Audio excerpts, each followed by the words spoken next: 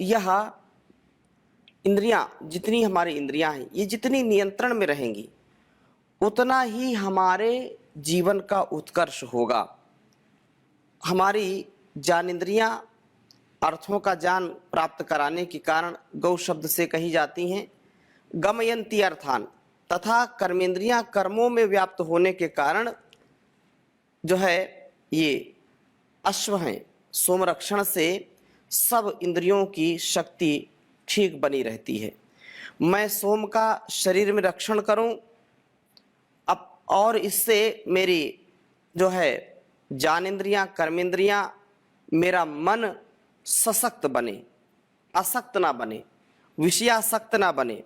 विषयों में आसक्त होकर के, आसक्ति से युक्त होकर के इनकी शक्ति क्षीण हो जाती है, नष्ट हो जाती है। और जब ये विषयासक्त नहीं होती हैं तो ये इंद्रियां प्रबल होती हैं, शक्ति से युक्त होती हैं, सशक्त होती हैं, असक्त के स्थान पर सशक्त हो जाती हैं। इसलिए हम ऐसा ही जीवन जिए, मन को विषयों से हटा करके, इंद्रियों को नियंत्रण में ला करके। इंद्रियों का नियंत्रण, उनका नियमन मन ही करता है। लेकिन जब मन ही कहीं भटकने लगे, मन ही विषयों में फंस जाए तो फिर कैसे काम बनेगा। इसलिए यहाँ पर कहा इति वा इति में मनो गामश्य, जो हमारा गामश्वम सनुयामिति कुवित सोमस्या पामिति, सोमपा हम बने, सोम का रक्षण करने वाले बने और उसका पान करने वाले बने। स्फूर्ति व उद्यम, दूसरा मंत्र, क्योंकि बहुत ही सुंदर मंत्र इसके हैं, छोटे छोटे मंत्र हैं। कहा कुवित, खूब ही सोमस्य, सोम का अपाम मैंने पान व रक्षण किया है। अपने शरीर में व्याप्त किए हुए सोम से, ये सोम मुझे दूध था वृक्षादि को कंपित करते हुए प्रवाता इव, प्रबल वायु के समान मुझे उद असंयत यह संयत उद्यम वाला बनाता है। यह पराक्रम से युक्त करता है, प्रबल बनाता है, वायु के समान वेगवान बनाता है। जैसे वायु मार्ग में आने वाले वृक्षों को कंपित करता हुआ आगे बढ़ जाता है, वैसे ही जो सोम का पान करते हैं, जो इंद्रियों पर विजय प्राप्त करते हैं, जो मन पर विजय प्राप्त करते हैं, उनका जीवन वायु के समान वेगवान हो जाता है।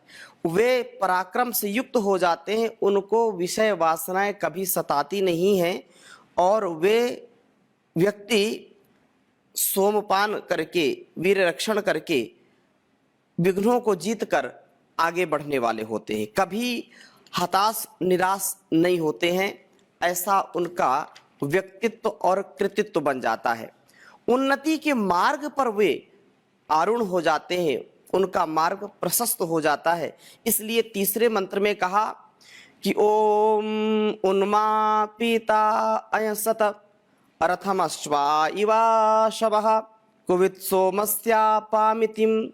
कहा कि खूब ही वास्तव में सोमस्यापाम, मैंने इसका पान किया है, मैंने इसका रक्षण किया है, और इस कारण से ये शरीर में ही व्याप्त किए हुए सोम माँ मुझे आशवः शीघ्रगामी अश्व, अर्थात जैसे अश्व अशुंग व्याप्तौ, जो मार्ग को जल्दी ही पूरा कर लेते हैं, अपने लक्ष्य को जो जल्दी ही पूरा कर लेते हैं, ऐसे अश्व के समान, अश्व रथम इव, जिस प्रकार से तीव्र दौड़ते हुए अश्व घोड़े रथ को मंजिल तक पहुंचा देते हैं, वैसे ही यह जो ब्रह्मचर्य का पालन करने वाला, यह जो सोम का रक्षण करने वाला है, यह मनुष्य उन्नति के मार्ग पर इस प्रकार से आगे बढ़ता है, ऐसा तीव्रगामी होता है जैसे कि कोई अश्व रथ को लेकर के आगे बढ़ता है। आगे बढ़ता हुआ यह मनुष्य अधिक और अधिक उन्नति को प्राप्त करता जाता है।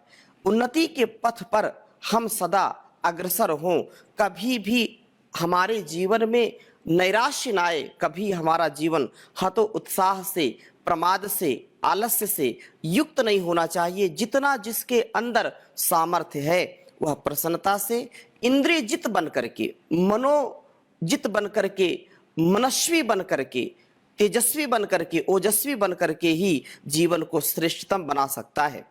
अपने कदम यदि हमने श्रेष्ठ मार्ग पर, श्रेष्ठ लक्ष्य के लिए आगे बढ़ाया है, तो कभी भी पीछे हमारे कदम नहीं आने चाहिए। कितनी भी आंधी तूफान आए, कितने भी झंझावात आए, मन को हम जब निर्मल बना करके, उसको शक्तिशाली बना करके आगे बढ़ते हैं, तो कोई भी दुर्बलता हमको सताती नहीं है। हम दुर्बल मन से और कभी भी मलिन मन से आगे नहीं बढ़ सकते। मलिन मन जो है वो हमारे जीवन में अशांति, अशुचिता, अपवित्रता, अंधकार, अविद्या, अज्ञान, अन्याय, अधर्म का आधान करता है। इससे हम बचें। हमको यदि श्रेष्ठ जीवन जीना है तो सतपथ पर, उन्नति के पथ पर सदा आगे बढ़ना होगा। और यह उन्नति का पथ सोम रक्षण से हमको प्राप्त होता है, ब्रह्मचर्य से प्राप्त होता है।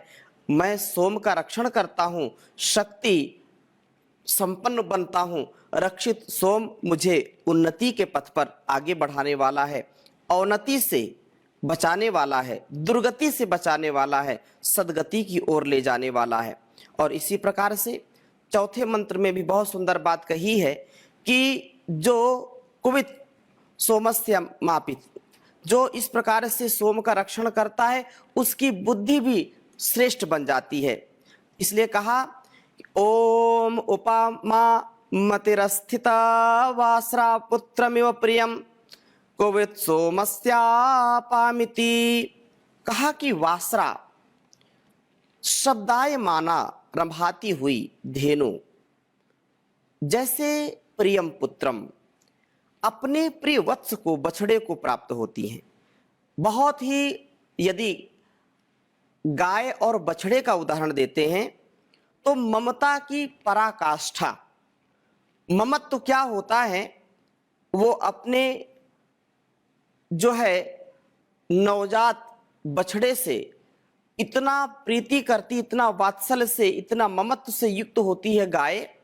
उसका उदाहरण यहाँ पर इस वेद मंत्र में दिया है कि जैसे शब्दायमान गाय बछड़े को देख करके रंभाती है, पुकारती है उसको, उसी प्रकार से जैसे अपने प्रिय वत्स बछड़े को प्राप्त होती है, अथवा वासरा उत्साहवर्धक शब्द बोलती है, उसको दुलराती, उसको बोलती अपनी भाषा में, जैसे माता अपने प्रिय पुत्र के समीप आती है, उसी प्रकार से माँ मुझे मति ही बुद्धि उप आस्थिता प्राप्त हो। जैसे एक शिशु को, एक बछड़े को, वत्स को उसकी माँ गाय प्राप्त होती है, एक छोटे से शिशु को उसकी माँ प्राप्त होती है, अर्थात उसको इतना दुलराती है, इतना उसको उत्साह देती है, उसको इतनी वात्सल्यपूर्ण भावना से उसको साहस देती है,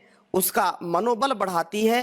वैसे ही मुझको उत्तम बुद्धि की प्राप्ति हो। इति, इसी कारण से, इसी उद्देश्य से तो कुवित खूब ही सोमस्य पाम, मैंने सोम का पान किया है, सोम का रक्षण किया है, और मुझे उत्कृष्ट बुद्धि, उत्तम जो धीमान, बुद्धिमान और बलवान विद्वान बनने का सामर्थ्य मुझको इससे मिलता है। रक्षित सोम ज्ञानाग्नि का ईंधन बनता है, हमारा ज्ञान परिपक्व होता है, हमारा मस्तिष्क ज्ञान से प्रकाशित होता है। सोम रक्षण से ही मुझे उत्कृष्ट बुद्धि की प्राप्ति होती है। और ज्ञानाग्नि को दीप्त करने वाला ईंधन यह सोम ही। इस प्रकार सोम रक्षण से मैं तीव्र बुद्धि को प्राप्त करता हूँ। जब तक हम जीवन में ब्रह्मचर्य का पालन नहीं करेंगे, तब तक यह श्रेष्ठ उत्तम बुद्धि की प्राप्ति हो ही नहीं सकती है। इसलिए उत्तम बुद्धि की प्राप्ति के लिए हमको सोम का रक्षण जरूर करना चाहिए, और प्रभु की भक्ति का भी यही एक उपाय है। इसलिए प्रभु आपसे महान कोई और नहीं, तुम सास ने ही दया निधान कोई और नहीं। तुम हो अखिल जगत के स्वामी, घट घट वासी अंतर्यामी। तुम सा शक्तिमान सुख खान कोई और नहीं। शशि रवि धरती सिंधु गगन में, नयनन में और तन मन धन में, तुम हो सब में विराजमान, तुम सा और कोई नहीं। प्रभु आपसे महान कोई और नहीं। काहे तुमने मुझे विसारा, मैं हूँ अविचल भक्त तुम्हारा। तुम हो मेरे प्रिय भगवन कोई और नहीं। प्रभु तो आपसे महान कोई और नहीं, कोई और नहीं। किसको मन की व्यथा सुनाए, किसके द्वार प्रकाश जाए, दानी आपके समान कोई और नहीं। प्रभु आपसे महान कोई और नहीं, कोई और नहीं, कोई और नहीं। प्रभु आपसे महान कोई और नहीं। तो हम प्रभु की महानता का गुणगान करें, उसका ध्यान करें, मनन चिंतन करते हुए जीवन और जगत का कल्याण करें। यही हमारे जीवन का उद्देश्य होना चाहिए। आगे और चर्चा करेंगे, अभी यहीं पर विराम लेते हैं। ओम शांति शांति शांति।